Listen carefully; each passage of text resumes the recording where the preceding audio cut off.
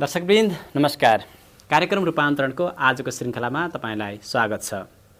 समष्टिगत विकाससँग जोडिएका विशिष्टीकृत विषयवस्तुमा विश्लेषण, छलफल र विवेचना गरिने यो कार्यक्रममा आज हामी नेपालको वास सेक्टर अर्थात् खानेपानी, सरसफाई र स्वास्थ्यको विषयमा कुराकानी गर्छौँ। खासगरी वास भनेको विकासका हरेक आयामहरूसँग निकट रूपमा जोडिएको क्षेत्र हो र जबसम्म यसको सुधार गर्न सकिँदैन तबसम्म विकासका अन्य क्षेत्रहरू प्रत्यक्ष र अप्रत्यक्ष रूपमा प्रभावित हुन्छन्। खासगरी मानव विकासलाई यसले प्रत्यक्ष रूपमा हानि नोक्सानी पुर्याइरहेको हुन्छ भन्ने कुरा विभिन्न अध्ययन, अनुसन्धान र अनुभवहरूले देखाइसकेका छन्।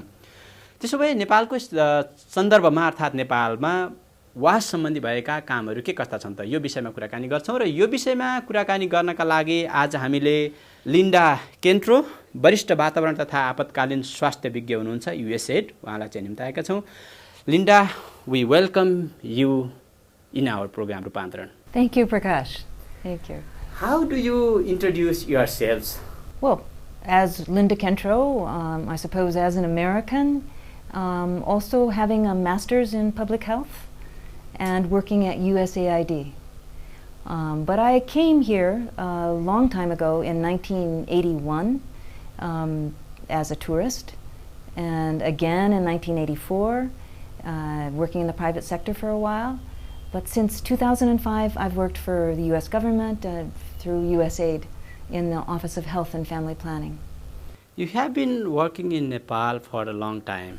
Mm-hmm. What is the factor that attracted you to remain in Nepal for a long time and to be devoted to for the welfare of Nepali people? Since the time that I was in the private sector, I was always pulled towards development work. There's something about it, the working for a common cause, working as a team. Development work is always a team. And now I find the opportunity to do that. I just feel honored to be able to work in Nepal. Working in a team at USAID, we get to use our own creative insight in planning programs, and then we use our oversight when our partners are actually implementing the program. That's government, communities, NGOs and all. And we're there to make sure that what we promise Congress back in America is actually happening. Yes, you are significantly contributing for the well-being of rural people in Nepal. What is your experience working with these rural people who are illiterate, who are poor, who are innocent? I actually feel, as I say, very honored to work with them, and I also often feel a bit in awe of how they manage. In remote areas, people who are very poor still have their dignity, they have their aims, they have their ways that they help each other. Speaking of illiterate, I've had the fortune to work with a lot of literacy programs early on in health literacy and actually reading and writing literacy. And what I find really moving is the sort of concept of interdependence, that we're all related and dependent on each other. It has very deep roots, that concept, but in development work it's very obvious too. I'll tell you one example. When we were working in literacy, there was a girl who had dropped out of school. No doubt she was needed to take care of the children or something. And when we came along with a literacy program, she joined. She did well. She went back to school. She finished school. She went on to nurse training and then went back and worked in her community as a nurse. So that, to my mind, is perfect development, right? We came, we supported. She took that, moved with it, and then came back and gave back to her community. In this long period, during these 3 decades, Nepal have been making tremendous changes in development sectors, especially some sectors. Mm-hmm. In your experience, what are the major changes that you have observed during this time? Nepal have been making tremendous changes in development sectors, especially some sectors. Mm-hmm. In your experience, what are the major changes that you have observed during this time? Well, I wouldn't be the first one to say communication, media, other part of communication, roads and the transportation. But I think communication, as you all would know, is a hugely important part of the change. Now I would like to draw your attention towards the wash sector, which is one of the specialized area of Yes. your development sector. Yes. Wash, that is water, sanitation and hygiene, is the driving factor of every development, not only for Nepal but also every country and every human society. But unfortunately, even 38% peoples have no access to toilet in Nepal, and more than 80% people are becoming the victims of disease, which is caused by the lack of safe drinking water. This is the scenario. How do you interpret WASH? WASH consists of water, sanitation, and hygiene. And with water, what that means is that people get enough access to water, that they're allowed to their taps, that the tap isn't too far away, and that the water is running most of the time, so that they can get water. Safe water is an important part too. So a lot of our programs talk about the quality of water and how important it is to treat your water, because it's almost impossible if you gather water from an outside tap to assure that it's going to remain safe. The first step is to protect the source, and that consists of various simple engineering steps of creating a little inlet tank and then cementing the surface and such, and then making sure that people are keeping that area clean. Then there's actual treatment of the water once you get home, and that, boiling, we all know about boiling, but there's some other kind of exciting water treatment methods. One of them is called SODIS, which is short for solar disinfection, and that is so simple, so quite amazing, but it works. You take a large clear plastic bottle, like the best one generally is the large, we say soda pop, large soft drink bottle, like a Coke or whatever. And this is not a paid announcement or anything, but you take that and put it in the sun for 24 hours, maybe turn it once, and it's disinfected just from the sunlight. Quite amazing, but that works, and that's really good for people who, for anybody, actually. And then, of course, there's chlorine and puche and other water chlorine treatment methods are very, very good. At any time, they're especially good in emergencies, but at any time that's a good way to treat water.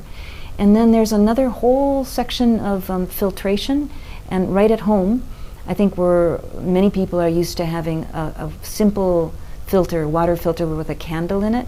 But if that candle is coated in silver, then it kills all the bacteria, virus, and protozoa.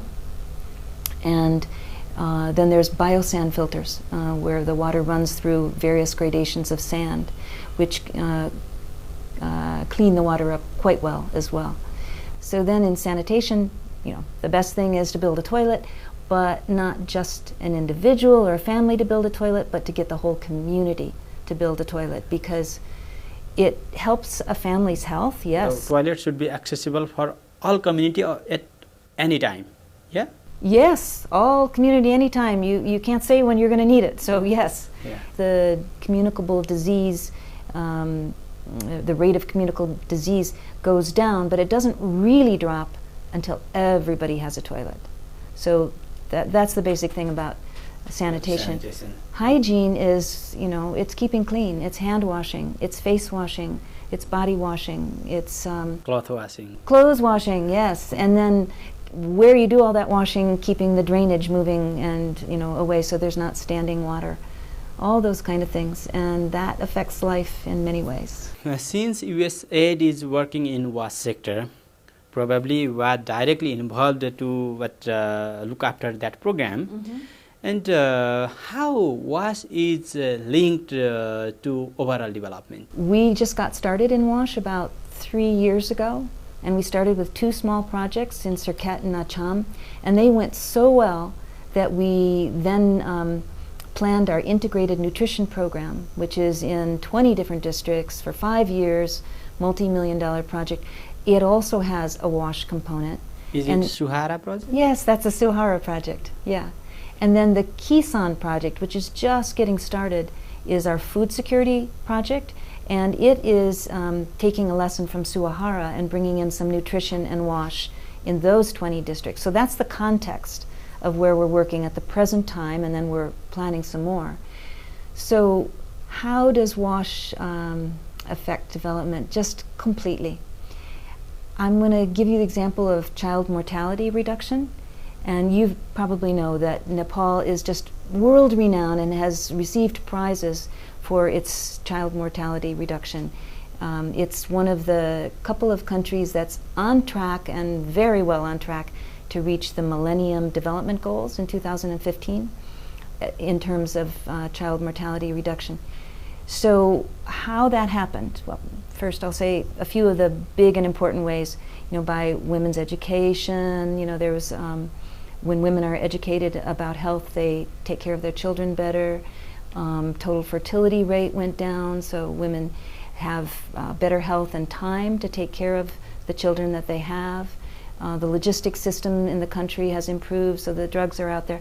But hygiene, sanitation, and water supply are also important. When we are talking about the importance of WASH, we shouldn't forget the status or state of WASH in Nepal. For example, still 38% people have no access of toilet. Similarly, thousands of people have no safe drinking water, and lots of people have no idea of hand washing. These are the major factors which are adversely affecting the human development of Nepal. Yeah. And how do you observe, how do you read, and how do you share the status of overall WASH situation in Nepal? 89% of the people have improved water supply. But I really admire the Department of Water Supply and Sewerage because they didn't leave it at that. They knew that a lot of those systems are not functional. So they did a big national survey and they found that I think it's 40-something%, the low 40s, of those systems are either not functional or need major or fairly major repairs. So water supply has a long way to go too in improving functionality. But in sanitation, we're really behind here in Nepal. The global rate of open defecation, meaning defecating out in the open, has dropped to 14% in the year 2011. So the average rate across the world, developing and developed countries, is down at 14%. But at that same time in 2011 in Nepal, the rate of open defecation was 36%. Now, with all the good work that's being done in the sanitation movement, I'm sure that's gone down already. But at that time, like you said, still there was 42% don't have improved latrines. So that's what we're working on, is to improve all of those. Different development agencies and in the leadership of government of Nepal, different WASH activities has been adopted and implemented, and the government of Nepal has set the target of open defecations by 2017. Yes? And government of Nepal has drafted different policies to meet that target as well. Which kinds of challenges do you see to achieve that target, national target? Government has some wonderful strategies. In 2011, they launched the National Hygiene and Sanitation Master Plan. And in that master plan, there's the community-led total sanitation strategy. And government is encouraging every single district to set up their plan, their strategy for how they're going to achieve sanitation. There's a lot of commonalities in those plans, but there's also some differences. You know, each district is allowed and encouraged to think what's best for their district. Some districts use the strategy of having a reward, and that reward might start with the first ward that's open defecation free. Others might start with the first VDC. Others have penalties Yeah. for those who don't, and I think we saw that in the paper the other day. Yeah, for those who don't join with the community. But overall, what government has said in its analysis is that if we don't accelerate the sanitation movement, then we won't hit 2017. We're doing well, but not well enough. It would not reach total open defecation free status until 2021-22. On the one hand, we have a target to achieve the missions. On the other hand, we have a lot of challenges, cultural challenges, or other different habitual challenges, and even geographical challenges. Lots of challenges are there. What may be the best strategy for overcoming that challenges? Well, one of the challenges is Chaupadi. Chaupadi. Right? Yeah. Now, Chaupadi, as you know, is that belief system that a woman is impure at the time of her menstruation and after giving birth. And government actually outlawed this practice some years ago, but customs are deeply embedded and they have a lot of different aspects and all, so it hasn't just disappeared, this idea that women are impure and girls are impure at those times. And I think, though, that there's a lot of signs of improvement. That is the special case of particular regions. But I am asking in national level. Do you see other challenges in national level to achieve that target? For one thing, even by 2017, there's 4 years, and it's very hard to keep focus on a topic and to keep the momentum going, much less improve the momentum. So that's one thing, is how to keep people's attention, and things like your program right now. This I hope is really taking this topic out there and letting people know that everybody is cheering for the sanitation movement and that we have to keep going. Some of the other challenges are that some different development partners approach the sanitation movement slightly differently. And government is really trying to get the development actors to harmonize and to agree on approaches so that when one family in VDC X is building their own toilet with their own money, they know that in VDC Y, their cousin's family is having to do the same thing. They're going out, digging their hole, building their pit and their superstructure and all. That's really important, that everybody be in agreement. गत 14 वर्षको नेपाली पत्रकारितामा एउटा trained shutter बनेकोमा गर्व गर्छ हिमाल। यद्यपि देश, काल र परिस्थितिको यथार्थ चित्रण तथा सही विश्लेषणमा हामीले अझ धेरै सिक्नु छ र अझ धेरै काम गर्नु छ। नयाँ नेपालको नयाँ हिमाल, नयाँ खबर, हिमाल खबर पत्रिका, हरेक आइतबार। USAID is one of the major development partners of Nepal, which has been invested huge amount of resources to harness the national development. How USAID prioritizes the waste sector? We went from 2 little projects to those projects plus 2 huge projects, and we're planning more. And I'd say that it's been a very steep curve. And I think it's been quite appreciated because it is such a multi-sectoral issue. Agriculture is happy to have WASH in its program, nutrition. We have a new environment section and team that's planning their program. So they're talking watershed and they're talking to us about water supply and water quality.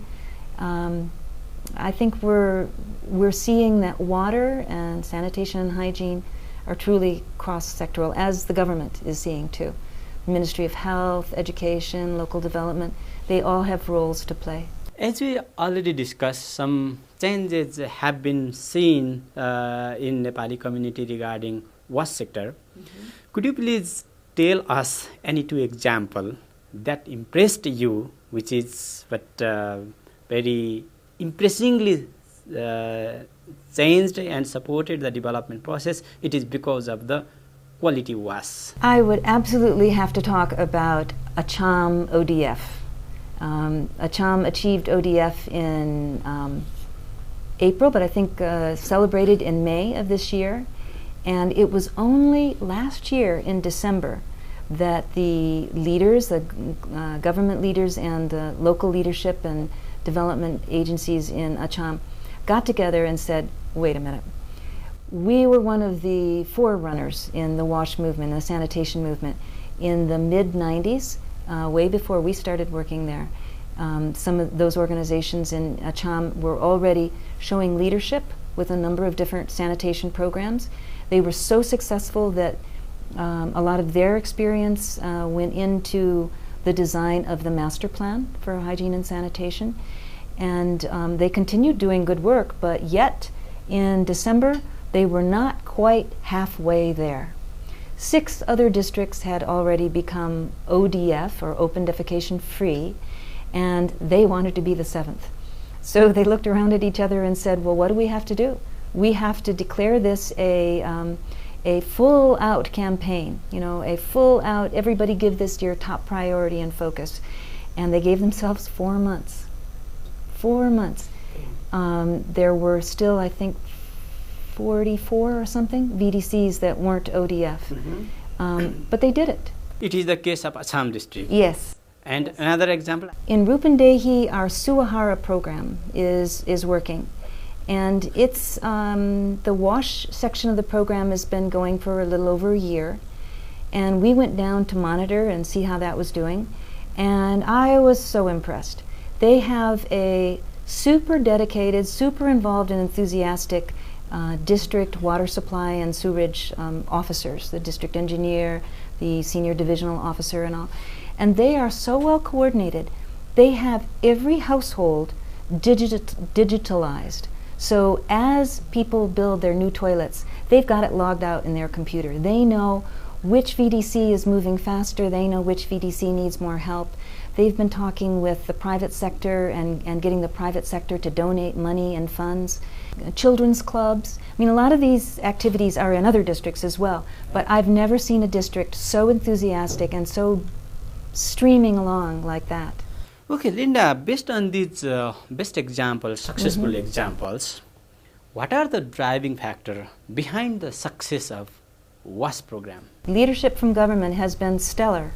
I think they saw that the education sector and the health sector had a lot of collaboration and coordination between and agreements and all between the government and the lead donor agencies.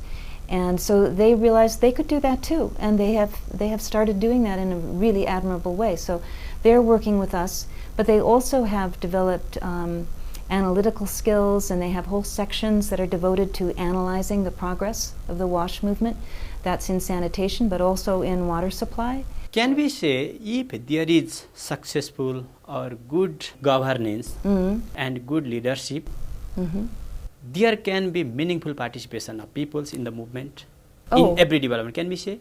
It starts with government, and then it's matched at the community level.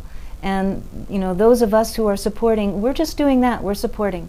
It's a matter of community, talking to district government, their local government, district and central. That's the continuum, and that's what we want to support.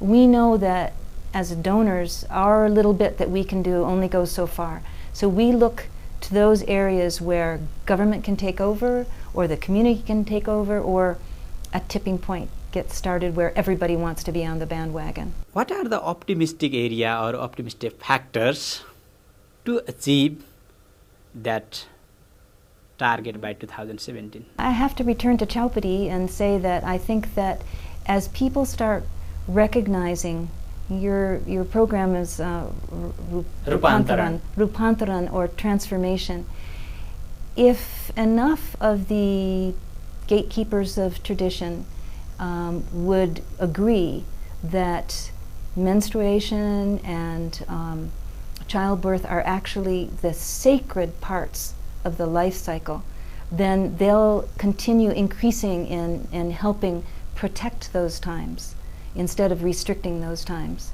And I see that happening. I think that's going to be a big change in Nepal. What is your development expectation from Nepal in coming days? Well, my expectation is that the sanitation movement's going to increase in momentum, not decrease.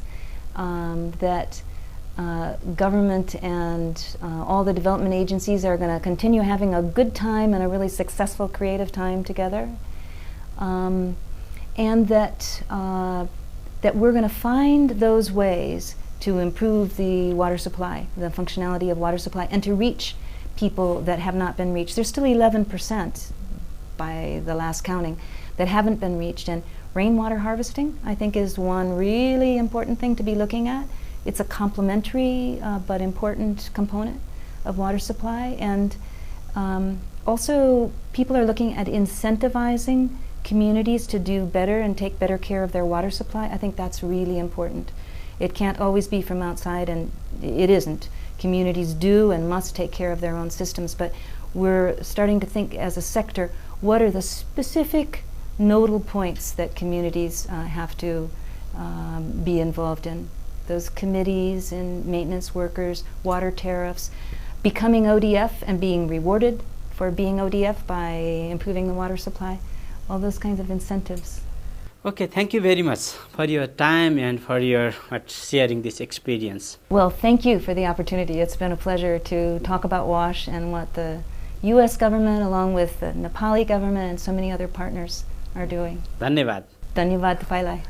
हस्त दर्शकवृन्द, यही कुराकानीका साथ आजको रूपान्तरण कार्यक्रम यही सकिन्छ। जाँदा जाँदै फेरि यही वाससँग सम्बन्धित सानो जानकारी।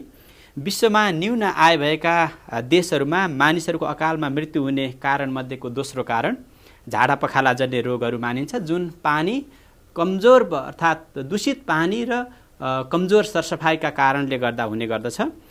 त्यसैगरी नेपालमा 5 वर्ष मुनिका करिब 10,500 बालबालिकाको अकालमा मृत्यु हुन्छ यही कमजोर सरसफाइ र दूषित पानीका कारणले गर्दाखेरि।